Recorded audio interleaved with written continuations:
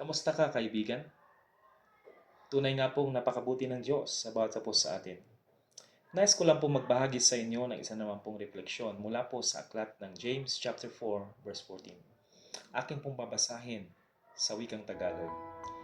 Hindi ninyo nga alam kung ano ang mangyayari bukas, kung ano nga bang inyong buhay, sapagkat kayo'y isang singaw na sa sandaling panahon ay lumilitaw at pagkatapos ay nawawala. Ang talatang ito ay nagpapaalala po sa atin na sadyang napakaiksi ng buhay natin sa mundong ito. Hindi nga natin alam kung ano pong mangyayari sa kinabukasan. Ngunit pinapalanan po tayo na bagaman po ang bukas ay walang kasiguruhan. Pinapalanan po tayo ng talatang ito na tayo po ay magtiwala sa ating Panginoon Diyos sapagkat siya lamang po ang nakakaalam ng bukas. Pinapalanan din po tayo na ating pahalagahan ng buhay na bagaman po ito'y maikli.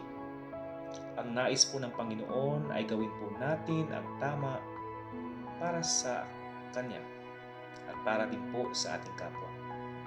Mga kaibigan, pinapalanan po tayo sa talatang ito na tayo po ay mamuhay sang-ayon sa kalooban ng Panginoon. Ihanda po natin ang ating buhay sapagkat hindi po natin alam kung anong mangyari bukas.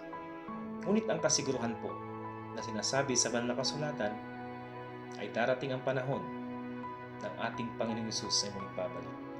Kaibigan, nawa, ikaw at ako ay mahanda sa malaking araw na iyon ng kanyang muling pagbabalik. Tulungan nawa tayong maging tapat sa Panginoon sapagkat ang Panginoong nating Diyos ay laging tapat sa atin. Pagpalain po